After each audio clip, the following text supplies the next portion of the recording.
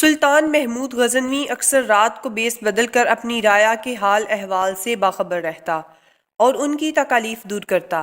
ایک رات حسب عادت رعایا کا حال معلوم کرنے کے لیے بادشاہ سلامت بیس بدل کر محل سے نکلے۔ گشت کرتے ہوئے ایک ویرانے سے گزرے، وہاں چند آدمی بیٹھے آہستہ آہستہ باتیں کر رہے تھے۔ سلطان بھی ان کے قریب جا بیٹھا۔ دعا سلام کے بعد پوچھا، تم لوگ کون ہو اور رات گئے یہاں کیا کر رہے ہو؟ انہوں نے جواب دیا، ہم چور ہیں۔ اب یہ بتاؤ تم کون ہو؟ سلطان نے کہا، بس میں بھی تمہیں میں سے ہوں۔ یہ سن کر وہ بہت خوش ہوئے اور اسے خوش آمدید کہا۔ وہ آپس میں اپنے اپنے ہنر اور کمال کے بارے میں باتیں کر رہے تھے۔ پہلے نے کہا، میرے کانوں میں یہ کمال ہے کہ رات کو جب کتا بھونکتا ہے تو میں سمجھ جاتا ہوں کہ وہ کیا کہہ رہا ہے۔ سب نے سن کر کہا، بھائی واہ، یہ تو بڑے کمال کی بات ہے۔ دوسرا کہنے لگا، اے مال و زر کے پجاریوں، میری آنکھوں میں یہ خوبی ہے کہ رات کو کیسا ہی کیوں نہ گھپ اندھیرا ہو، میں جس کو ایک دفعہ اندھیرے میں دیکھ لوں اسے دن میں بھی پہچان سکتا ہوں۔ تیسرے نے کہا، میرے بازو میں اتنی قوت ہے کہ مضبوط سے مضبوط دیوار میں نقب لگا لیتا ہوں۔ چوتھے نے کہا، میں سونگ کر بتا دیتا ہوں کہ خزانہ کس جگہ دبا ہوا ہے۔ پانچواں کہنے لگا، میرے پنجے میں وہ زور ہے کہ اونچی سے اونچی جگہ پر کمند پھینک سکتا ہوں۔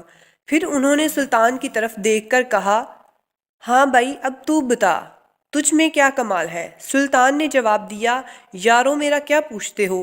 اللہ کی مہربانی سے میری داڑھی میں ایک خاص وصف ہے، وہ مجرموں کو قید سے رہا کرا دیتی ہے، یا جن کو قتل کی سزا ہو جائے اس وقت اگر میں داڑھی ہلا دوں تو انہیں باعزت رہا کر دیا جاتا ہے۔ ان عقل کے اندھوں نے یہ سن کر خوشی سے نعرہ لگایا، تیرا کمال تو سب سے بڑا ہے، آج سے تو ہمارا سردار ہے، اب ہمیں کسی پریشانی کا خوف نہیں۔ اس کے بعد چوری کا پروگرام طے کیا اور چل پڑے۔ بادشاہ کے محل کی جانب نکلے، کتے کے بھونکنے کی آواز آئی۔ جو چور کتوں کی بولی سمجھنے کا دعویٰ کرتا تھا ہراساں ہو کر دبی آواز میں بولا، غضب ہو گیا، یہ کتا کہہ رہا ہے کہ بادشاہ تمہارے دائیں بائیں ہی موجود ہے۔ یہ سن کر دوسرے چور ہنس پڑے اور بولے، ابے تجھے کیا ہو گیا ہے؟ بادشاہ کا یہاں کیا کام؟ وہ اس وقت محل میں اپنے آرام دہ بستر پر خراٹے لے رہا ہوگا۔ اتنے میں دوسرے چور نے کہا، دوستو، شاہی خزانہ قریب ہی آ گیا ہے، اور بس اب تم اپنے اپنے فن کا مظاہرہ کرو۔ کمند پھینکنے والے نے محل کی چھت پر کمند پھینکی، پھر وہ سب آہستہ آہستہ کمند کے ذریعے محل کی چھت پر جا پہنچے۔ نقب زن نے نقب لگائی اور اس کمرے میں ساتھیوں کو لے گیا جہاں شاہی خزانہ موجود تھا۔ جس کے جو ہاتھ لگا اس نے جی بھر کر سمیٹا۔ اشرفیاں، ہیرے جواہر، سونے چاندی کے برتن وہاں سے نکال کر سارا سامان ایک محفوظ جگہ پر چھپا دیا اور خود اپنی جائے پناہ میں جا کر بیٹھ گئے۔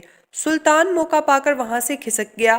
دوسرے دن بادشاہ نے سپاہیوں کو اس جائے پناہ کا پتہ دے کر چوروں کی گرفتاری کا حکم دیا۔ سپاہی دوڑے گئے اور سب چوروں کو آنن فانن گرفتار کر لیا۔ جب انہیں بادشاہ کی عدالت میں پیش کیا گیا تو موت کے خوف سے چہرے زرد اور بدن خشک تنکے کی طرح کانپ رہے تھے۔ ان میں سے وہ آدمی جو رات کی تاریکی میں کسی کو دیکھ کر دن میں پہچان لینے کا دعویٰ کرتا تھا، اس کی نظر جوں ہی سلطان کے چہرے پر پڑی تو اس نے ہاتھ باندھ کر عرض کی، ہم سب تو اپنا اپنا کمال دکھا چکے ہیں، ہم میں سے کسی کا فن ہماری جان بچانے کے کام نہ آیا، بے شک ہمارا ہر مال بدبختی اور آفت ہی لایا، یہاں تک کہ ہمارے ہاتھ اور پاؤں بند گئے، جلاد ہماری گردنیں اڑا دینے کے لیے کھڑا ہے، ہمارے ہنر ہمیں موت کے پنجے سے نہیں چھڑا سکتے۔ اے ہمارے رات کے ساتھی، اب وقت آ گیا ہے کہ آپ اپنے فن کا مظاہرہ کریں، اب آپ اپنی داڑھی ہلائیں تاکہ ہماری جان بچ جائے۔ سلطان محمود کو اس کی باتیں سن کر رحم آ گیا۔ اس نے اپنی گردن ہلا کر حکم دیا کہ ان کو رہا کر دیا جائے۔